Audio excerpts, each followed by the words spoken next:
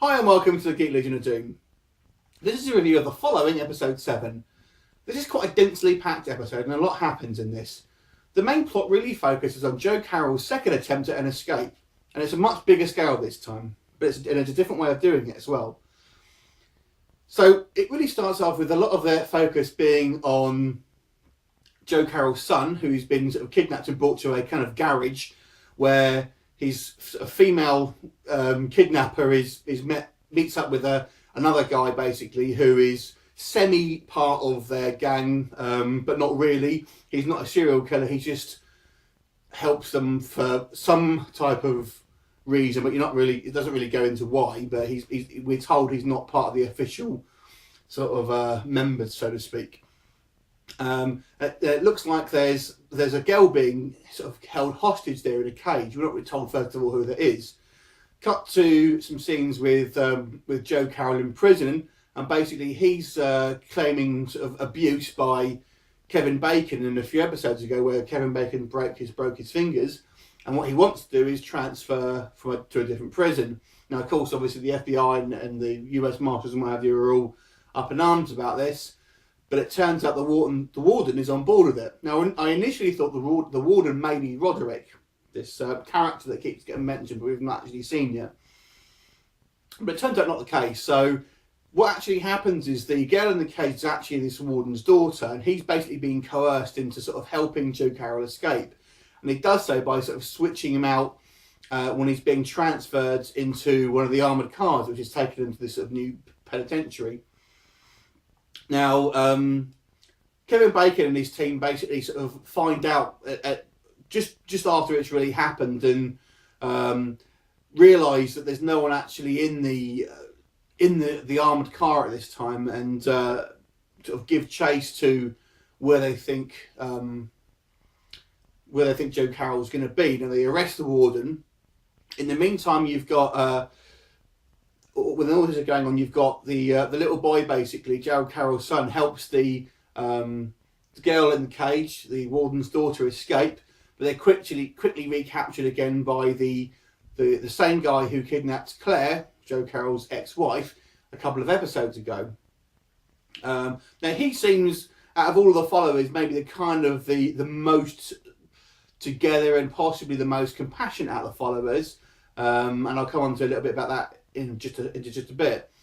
But so the essential plot really is Joe Carroll's escape, and it's quite an exciting some scenes, some chase scenes, and Joe Carroll basically goes into a kind of building where he meets more of his associates, closely followed by Kevin Bacon and Sean Ashmore's characters, and there's some quite good scenes basically where they're sort of chasing after these Joe Carroll and his sort of followers that have met him there.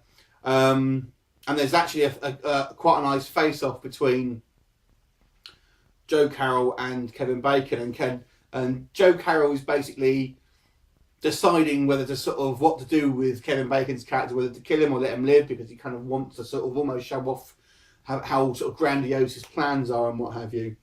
And it turns out that Joe Carroll does actually get away. They arrest the warden. They capture one of his followers who helped him escape, but I get the impression that may have been the plan all along, because there didn't seem to be an exit strategy for him. In the meantime as well, Joe Carroll actually murders his lawyer, his female lawyer, and that's one of the issues I had with this episode, is that this lawyer must have known her. I don't understand her motivation for kind of helping him that much. Now we get told that basically she was kind of abused and her fingers were cut off, but she's helping a serial killer escape, and that's bad enough. But you're helping a serial killer escape. What do you think he's going to do when he's pretty much had no use for you? And it's fairly obvious to me that she was going to get the chop, and that's exactly what happens.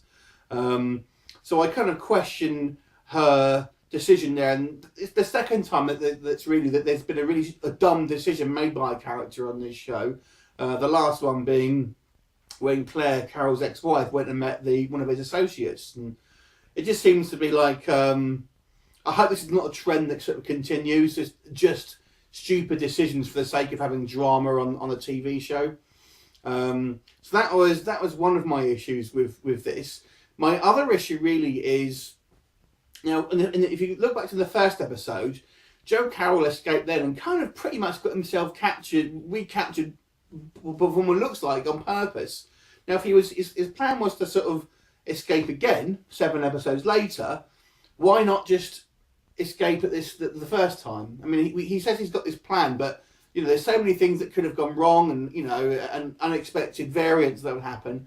Surely it would have been easier just to get away the first time. So, and again, it's just for the sake of the story. And yeah, okay, it makes for a good story. But if you were a killer on the run and your ultimate goal was to get away, and you had the chance the first time, and you were pretty much away scot-free, you would take it. You wouldn't get yourself recaptured and risk maybe not getting out again. So that's really my sort of second issue with this show. That's more of a, not necessarily this episode, but maybe just a decision in the show in general, to be quite honest with you. But it was a great episode. It was it was quite tense. It was not so much action exactly, but there was there was some sort of quite good scenes where you've got Kevin Bacon kind of running after Joe Carroll and his followers, and a couple of like small fights and stuff like that. So I really liked it. Shawn Ashmore's character just seemed to disappear, I have to say. So that again maybe a minor niggle. So, but the final scenes when in this episode where you've got Joe Carroll essentially meeting up with all of his followers who seem to be in this like great mansion, and they're all sort of like waiting outside for him in the dark. I thought it was really, really effective, and they've got some sort of like some great sort of moody music playing in the background as well. So that was a fantastic thing. I really enjoyed that, and it kind of, you really got this sense of this kind of like this cult and this following, and they're all sort of like looking up to Joe Carroll, and he's sort of embracing his son, and he shows a bit of emotion there, which was interesting, I thought, as well.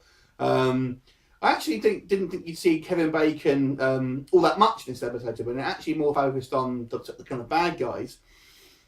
And really the only other sort of criticism I have is Claire, his Joe Carroll's ex-wife, really kind of rags on Kevin Bacon for not sort of catching his son. And yes, I understand that she's obviously frustrated that her son has been kidnapped and he's still missing, but she's ragging on a guy who doesn't even work for the FBI anymore. And he's pretty much given up his life, and we don't seem to do anything else apart from finding Joe Carroll, really. And then she's ragging on him, being quite sort of like hostile towards him. And obviously the FBI are doing, everything that they can to sort of try and find their son, but they're not the ones who married a serial killer, let's be honest. So, that's just my opinion. Maybe that's not necessarily a genuine niggle, but that's just something that annoys me, to be quite honest with you. But a great episode, I have to say. It's certainly a very entertaining episode. I got a kick out of it. I'll give this one an 8 out of 10. It looks like there may be some sort of break. The way it ended to me looked like they're having some sort of break in the States. I'm not sure if that's true or not, or whether there'll be one next week. I'm not really sure. But it seemed to me like it was possibly designed as a kind of like mid-season break, but we'll see. Anyway, leave me a comment. I look forward to seeing you next time. See you later.